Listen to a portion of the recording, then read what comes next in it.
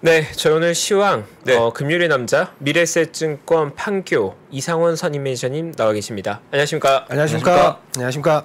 장 좋아지면 노래한다고 하신 거 기억하십니까?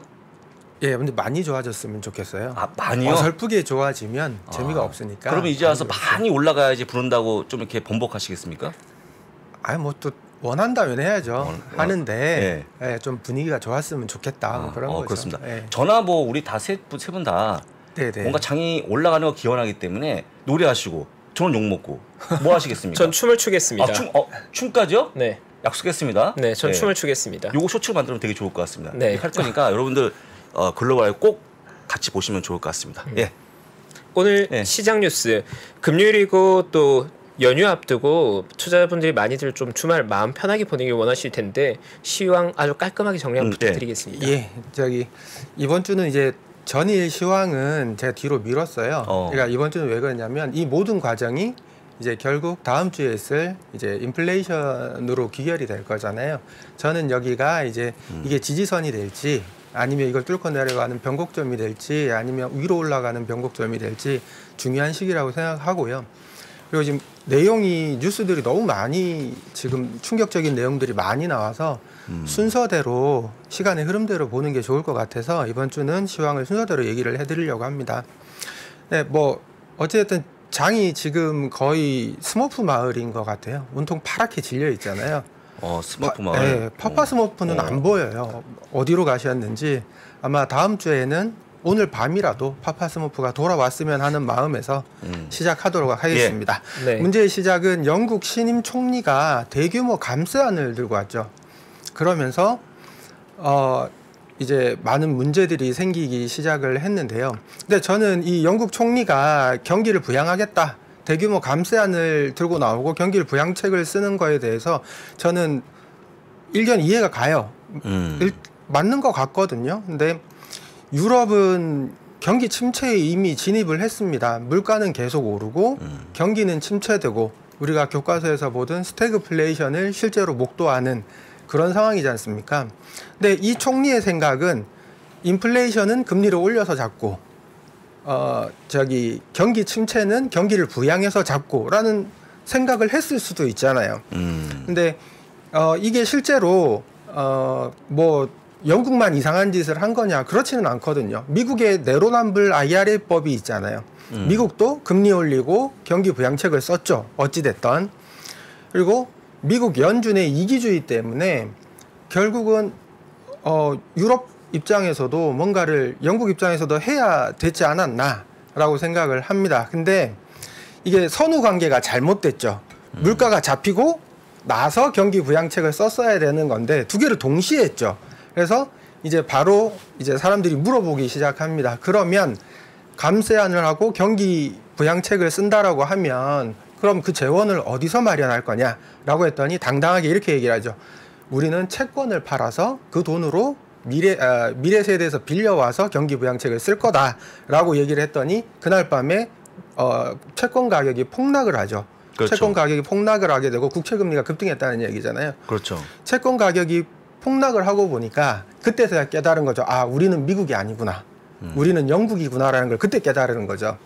그래서 이제 영국 연기금들에서 마진콜이 발생하기 시작을 합니다. 근데 곧 한 4시간 뒤부터는 마진콜이 들어옵니다라는 뉴스를 이제 소식을 듣고 나서 부랴부랴 영국이 이제 국채 무제한 매입을 하고 감세를 처리하게 되는데요. 요 과정이 제가 볼 때는 되게 중요한 과정이었는데 요것만 다시 한번 보면 이제 데스 스파이럴이라고 하더라고요. 이렇게 죽음의 회오리. 그러니까 반대 매매가 나오면 반대 매매가 나오고 채권 가격이 다시 하락하면 거기다가 또 반대 매매가 나가고 반대 매매 때문에 가격이 하락하면 다시 반대 매매가 나가는 그런 악순환이 벌어지는데요.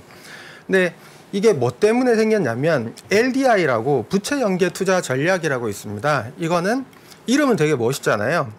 그러니까 부채를 연계해서 투자했다. 쉽게 보시면 될 것 같아요. 현금이나 국채 등 안전자산을 투자를 하는데 거기에다가 주식 등 수익 추구형 포트폴리오를 섞겠다라는 내용이잖아요. 근데 너무 이거를 깊이 알 필요는 없을 것 같아요. 왜냐하면 제가 볼 때는 그 뉴스에서 사라질 가능성이 되게 높거든요. 왜냐하면 이게 2008년 CDO와 같은 케이스거든요. 2008년에 CDO를 이해하는데 제가 2006년 입사였는데요. 2008년에 이 일이 터지고 이거를 이해하기 위해서 무지하게 고생을 했어요. 알아야 되니까. 근데 지금에 와서 보면 그 1년 2008년 지나고 나서 CDO라는 이름이 사라졌어요. 그걸 다 해결을 했거든요. LDI도 지금 발생한 문제와 같은 이런 문제들은 우리가 이번 기회에 큰 윤곽은 알아야 되겠지만 너무 구체적으로 팔 필요는 없을 것 같아요. 그래서 이 전략의 문제점만 한번 먼저 보면요. 2008년 금리 하락기에 탄생을 했거든요. 그러면 14년간 한 번도 급격한 금리 인상기를 겪어본 적이 없습니다. 무슨 얘기냐면 연기금이요. 이게 LDI를 통해서 3, 4파운드를 투입을 하면 10파운드 국채 투자한 것과 같은 레버리지라고 써 있거든요. 레버리지가 3배고요. 일부는 7배까지도 레버리지를 썼다라는 거죠. 그러니까 무슨 얘기냐면 내가 지금 보험 가입을 하게 되면 1억이라는 예를 들어서 1억이라는 돈을 받으면 이 1억이라는 돈을 10년간 굴려서 10년 뒤부터 이제 지급을 하게 되잖아요. 그럼 이게 만기가 안 맞죠, 서로가. 그래서 이거를 이제 운용을 해야 되는데 예를 들어서 3%를 지급하기로 당시에 2008년에 3%를 주기로 했는데 금리가 계속 하락하게 되면 그 3%를 10년 뒤에 맞춰줄 수가 없잖아요.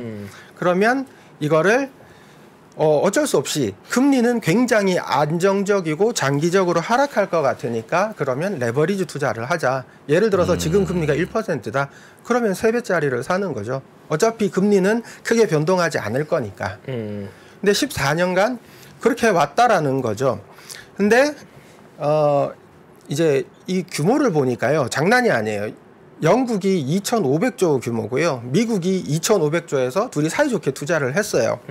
근데 이게 5,000조 하면 잘 안 와닿더라고요. 저 같은 경우에도. 근데 이게 보면 우리나라 GDP가 2,071조입니다. 우리나라 GDP의 2배가 넘는 규모가 여기 결려 있는 거죠. 뭐 가는 길에 GDP 얘기하면 미국이 3경 5천조 원 정도 되고요. 지금 상반기 기준으로 중국 추정치가 2경 8천조 원입니다. 거의 미국의 75%까지 따라왔어요. 가는 길에 중국 들리면 중국이 이제 무시할 만한 상대가 아니라는 거죠. 근데 영국이 4,654조거든요. 미국과 무려 8배 차이 나는데 투자한 거는 같은 규모를 투자했다라는 거죠. 그러니까 이게 마진콜이 들어오면 예를 들어서 영국 GDP의 반이 날아가는 거잖아요.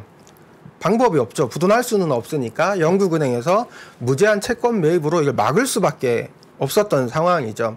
그러니까 제가 지금 뭐 짧다면 짧은 경험이고 길다면 긴 경험인데 보면 주식시장에서요. 조정이나 급락기에는 항상 채권이나 부동산을 선호하는 현상이 발생이 됩니다. 근데 금융위기를 보면 항상 문제는 채권이나 부동산에서 발생하는 경우가 대부분이에요. 항상 안전자산이라고 불리는 것들에서 이른바 구조화, 레버리지 이런 종류의 일이 시스템 리스크를 만들거든요. 지금 우리가 제일 무서운 게 과연 시스템 리스크가 올 거냐 안 올 거냐 이게 지금 현재 제일 무서운 상황인데 이게 의외로 주식시장에서는 제가 볼 때는 발생하기가 힘들고 오히려 채권이나 부동산에서 발생할 가능성이 높다. 저는 그렇게 생각이 됩니다. 다시 얘기를 이제 돌아와 보면요. 이제 요거까지 영국은행이 국채를 무제한 매입하고 감세를 철회한 다음 날 호주가 갑자기 금리를 0.25% 인상하겠다고 얘기를 하거든요. 근데 예상이 0.5였어요. 시장이 그렇죠. 깜짝 놀랍니다. 네. 아니 호주가 저는 어떤 느낌을 받았냐면 이게 탄광 속의 카나리아 같다라는 생각이 들었어요. 왜냐하면 호주가 미국보다도 먼저 금리 인상을 했거든요. 그리고 호주라는 국가를 생각을 해보시면 호주는 뭐랄까요 원자재나 곡물이나 넓은 땅을 바탕으로 뭔가를 생산하는 국가잖아요. 지금 같은 인플레이션 상황에서 가장 수혜를 보는 국가라는 거죠. 근데 이런 국가들조차도 50bp 4번 인상은 견디지 못한다는 얘기잖아요. 그래서 혹시 시장에서는 그러면 이 호주도 못 견딜 정도니까 미국도 75가 아니라 50 정도로 하지 않을까라는 기대감으로 그날 주가가 많이 올랐죠. 근데 호주 CPI를 보시면 의외로 6.1이 나옵니다. 되게 높아요. 아, 왜 그렇지? 아, 수입 물가가 얘네들도 되게 높았던 거예요. 그리고 호주 환율이 되게 좋았을 것 같지만 20%나 하락해 있더라고요. 우리보다 덜 떨어지긴 했지만 안 떨어진 건 아니라는 거죠. 그러니까 이런 국가들조차도 지금 상황이 견디기 되게 힘듭니다. 그리고 그 다음 날 ISM 제조 고용 지수가 발표되는데 시장 예상이 52.2였는데 실제로는 48.7이 나오면서 시장이 아주 크게 환호를 했죠. 이날 많이 올랐죠. 그러고 나서 이제 오펙 플러스의 배신이 이제 그저께 있었습니다. 200만 배럴 감산 합의, 이 뉴스 이제 이런 게 있을 것 같다라는 뉴스가 나오는 그 순간부터 동시효과부터 1% 정도 하락을 했었는데요. 실제로는 이제 이 발표하고 나서 200만 배럴 감산 합의하고 나서 우리는 유가 $90 이상을 원한다라는 발표 나올 때 시장이 2% 이상 하락을 했었죠. 물론 다 채워 올리긴 했었습니다만 저는 이렇게 생각해요. 200만 배럴 감산, 이제 뭐 시장에서는 이게 뭐 실제로는 60만 배럴 감소하는 걸 거다, 뭐 80만 배럴이다, 100만 배럴이다, 뭐 여러 가지 얘기들이 많은데 중요한 거는 뒤에 멘트였던 것 같아요. 오펙 플러스는 유가 $90 이상을 원한다 이거죠. 바이든이 화가 많이 났겠죠. 아니 당장 내가 11월 초에 선거를 해야 되는데 이것들이 러시아랑 손잡고 내 뒤통수를 치네라는 분노가 있을 거잖아요. 근데 신규 실업수당 청구 건수 증가율을 보면 그 다음날 21만 9천 건이 나왔죠. 그리고 오늘 밤에 이제 실업률 9시 30분에 실업률이 발표될 텐데요. 네, 그러네요. 얼마 안 남았습니다. 네, 굉장히 두렵습니다. 실업률이. 떨고 있니? 지금 많이 떨고 있고요. 그래서 네. 제가 안 떨기 위해서 네. 요즘 보는 자료랑 제가 만들어서 쓰는 자료를 하나 보여드리려고 합니다. 네. 이게 제가 이제 저번에 소개해드렸던 그 교수님 있잖아요. 그 교수님이 과거 후행 지표를 보지 말고 선행 지표를 보다 시장을 기반으로 한 선행 지표를 봐라라는 말씀을 하시는 거에서 큰 감명을 받아서 저는 요즘 후행 지표들 말고 선행 지표를 시장 기반으로 하는 선행 지표를 보려고 노력을 많이 하거든요. GDP 나우 이제 애틀랜타 연준에서 10월 7일자 오늘 아침에 제가 조회를 해봤어요. 그랬더니 이게 좀 이해가 안 되는데 2.7% 갑자기 3분기가 2.7%가 성장할 거래요. 지금 데이터를 입력해서 추정을 하면 2.7% 성장을 할 거다. 최근에 시장이 조금 빠지다가 이제 환호를 했던 게 이것 때문이 아닐까.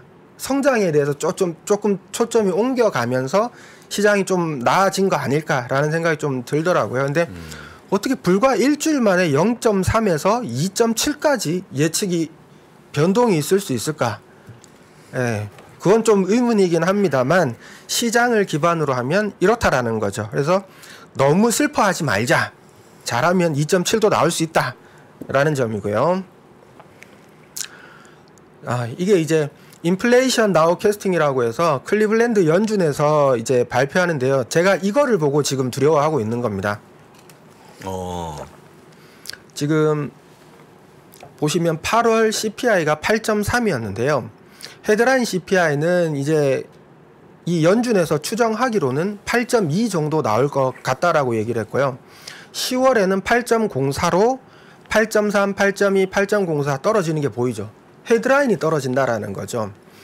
근데 헤드라인은 아시다시피 유가와 식료품이 포함이 돼 있잖아요. 얘네들은 떨어진 게 확실하다 이거죠.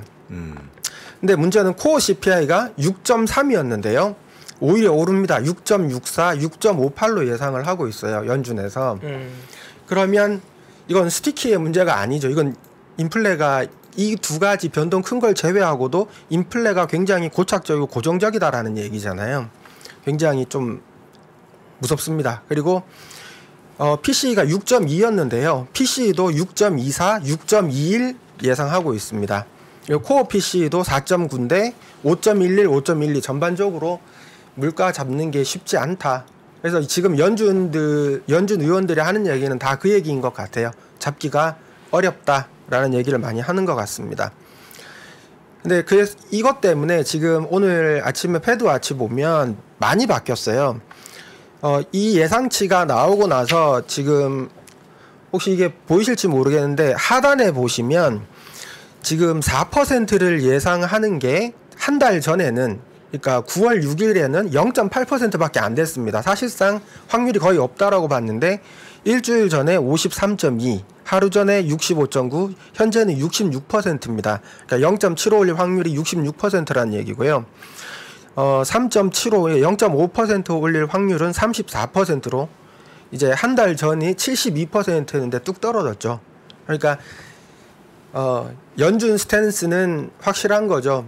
연준 의원들의 말은 뭐 다른 나라 어떻게 되든 상관없다라는 거잖아요. 결국 나만 아니면 돼 이거죠. 미국 인플레만 잡으면 된다. 그러니까 강하게 금리 드라이브 걸 거다. 아직 이걸로 요약할 수 있을 것 같습니다.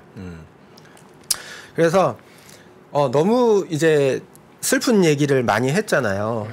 이제 너무 슬픈 얘기를 하다 보니까 제가 정말 이럴까 생각을 해서 제가 이제 되게 존경하는 다모다란 교수님 이제 블로그에서 이렇게 이리저리 보다 보니까 이런 말을 써놓으셨어요. 금리는 연준이 결정하는 것이 아니라 기대 인플레이션이 정한다.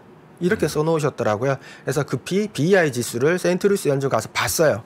오늘 아침에 보면 일전에 제가 금리 인상하기 전에 2.3%의 이 기대 인플레이션을 깨기 위해서 0.75를 올릴 것이다라고 말씀을 드린 적이 있거든요. 시장 충격을 주기 위해서. 근데 실제로 그렇게 했고 기대 인플레이션 보면 2.3이 깨졌습니다. 밑으로 툭 떨어졌다가 지금 살짝 고개를 들었다가 다시 조금 내려가는 그런 상황이거든요. 기대 인플레이션은 일단 꺾이고 있습니다. 이제 지나가는 길에 이제 다모다란 교수님이 어떤 분인지는 다 아실 거예요. 세계 넘버원 기업 이 밸류에이션을 하시는 분이잖아요. 맞습니다. 근데 이분도 텐센트를 20일 작년 9월경에 매수를 한 걸로 알고 있습니다. 우리나라 언론에도 많이 나왔었고요. 그때 가격을 추정해 보시면 450 홍콩 달러거든요. 지금 텐센트 270이거든요. 이분도 반토막 나 있어요. 세계 1위의 분석가조차도 기본적 분석가 밸류에이션 최고봉이라는 분도 반토막 나 있습니다. 쉽지 않다는 거죠. 우리가 반토막 나 있다고 해서 슬퍼할 게 아니라고 저는 생각해요. 예. 어차피 다 반토막 나 있는 거. 근데 다모다란 교수님 장점, 이분은 투자 수익률이 좋기로도 유명하신 분이거든요. 그렇죠, 예. 이분은 뭐 다른 뉴스들 이렇게 찾아보면 그냥 버틴답니다. 딴 거 안 하고 그냥 일 열심히 하면서 버티고 돈 생기면 더 사고 이렇게 하신다고 하니까요. 그 방법 우리도 충분히 참고해서 해야 될 것 같습니다. 잠깐만 그 매니저님 물 한 잔 드시고 네. 속보 전해드립니다. 지금 이제 공인지표가 나왔는데 신규 일자리 수입니다. 예상치 27만 5천 건에 비해서 실제 26만 3천 건이 발표가 됐습니다. 조금 떨어졌네요. 조금 떨어져갖고 근데 아직 실업률은 안 나왔기 때문에 요거만 보시면 좋은데 일단은 요거로 보게 되면 일자리는 좀 줄었다라고 좀 보시면 될 것 같고요. 반갑습니다. 이렇게 지표가 안 좋은데 왜 반갑죠? 뭐 반가운 것도 아닌데 하여간 소폭 받았다는 거 미리 말씀을 드리고 다시 나오면 또 다시 한번 설명드리겠습니다. 예, 계속 하시면 좋을 것 같습니다. 예, 그래서 사실 그 제가 이렇게 장표를 활용해서 말씀드리는 걸 안 좋아해요. 왜냐하면 예. 제 딸이 되게 싫어하거든요. 장표만 따님이? 나오고 예, 아빠 얼굴이 안 나오잖아요.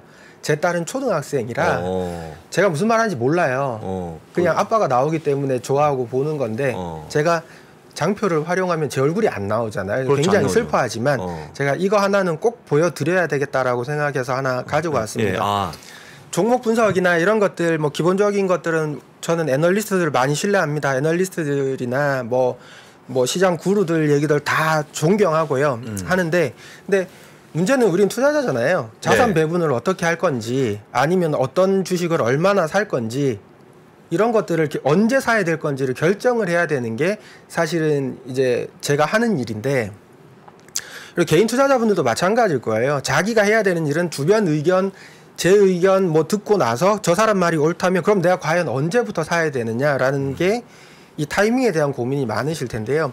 제가 최근에 활용하는 제가 이제 어차피 하니까 제가 아는 모든 걸 중에 가지고 있는 것 중에 한 가지를 꺼내서 알려드리려고 합니다. 예. 이게 최근에 만들어서 하는 게 뭐냐면 원래 우리가 학교에서 배울 때 주식과 채권은 일반적으로 상관관계가 없다고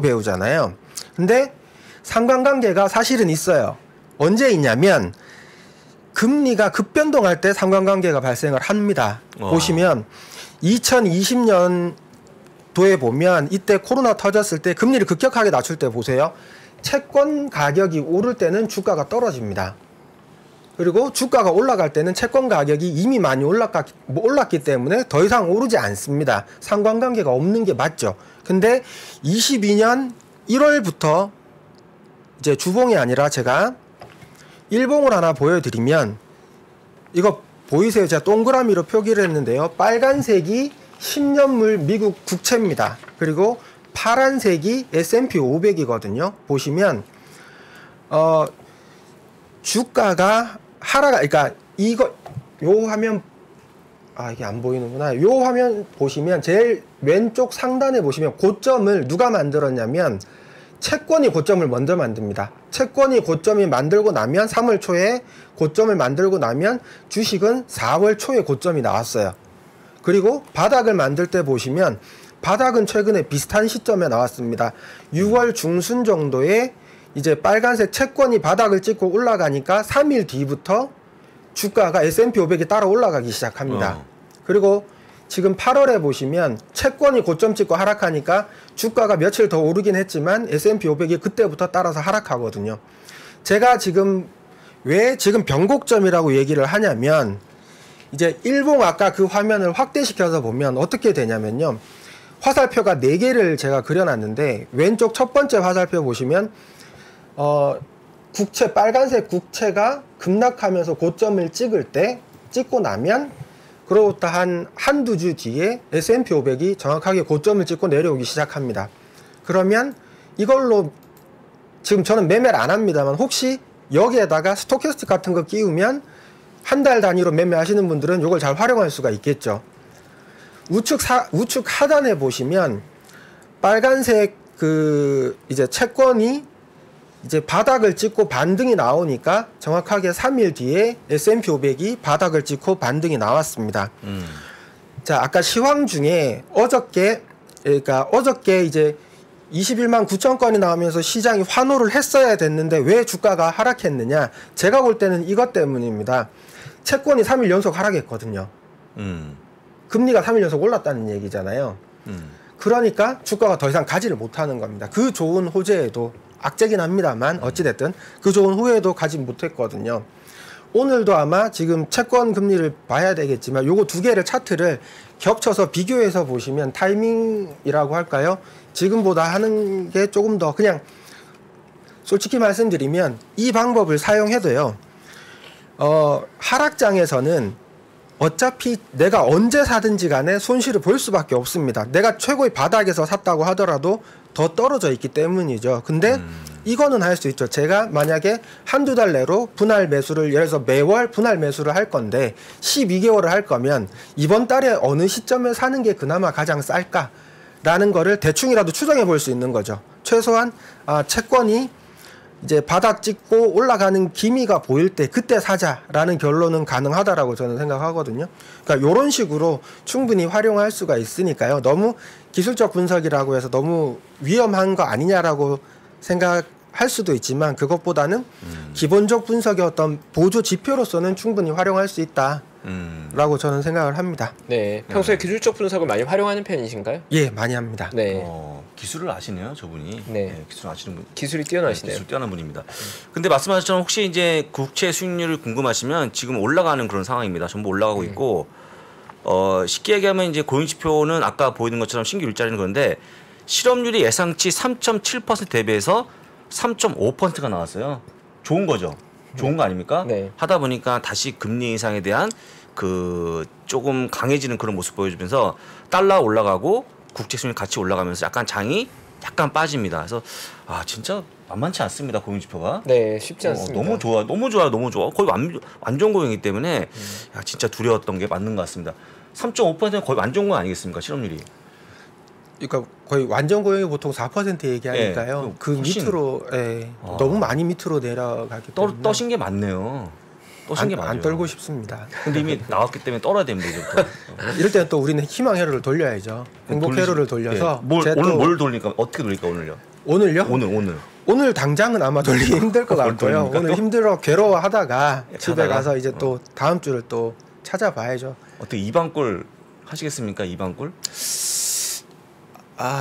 뭐 원하면 하겠지만 굳이 하고 싶지는 네. 않습니다. 그러니까 결국에 아까 말씀하셨던 이제 시장과 국채 수익률 관계를 말씀하셨는데 그 어쨌거나 지금 금리가 꺾이는 모습이 안 나오면 장이 올라가기 어렵다는 얘기 아니겠습니까? 맞습니다. 당분간 금리가 꺾일 만한 게 뭐가 있을까요? 10월 13일 날 CPI를 보면 될까요? 만약 본다고 그러면. 예, 뭐 변곡점. 변곡점으로 잡으려면 예. 제가 볼 때는 그냥 일단은 경기가 확실하게 침체되는 신호가 뭔가 나오던지, 그러니까 침체. 주간 실업수당 청구 건수가 어쨌든 주간으로 나오잖아요. 그게 확실하게 나쁘게 나오던지, 아니면 경기가 확실하게 침체되는 모습이 보이던지, 아니면 뭐 뭔가가 있어야 될 것 같은데요. 지금 인플레이션 상황에서는 그거는 쉽지 않은 것 같고요.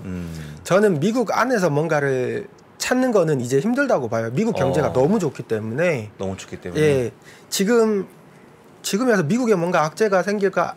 아니요, 저는 별로 안 보이는 것 같아요. 그래서 오히려 미국을 투자해야 된다라고 생각하는 이유고요. 그게 또 이유군요. 향후에 문제가 생긴다면 아마 저는 유럽에서 발생할 거라고 봐요. 당장 유럽은 그렇죠. 유럽. 예, 당장 다음 주 유럽은 이미 스태그플레이션인 것 같고요. 네.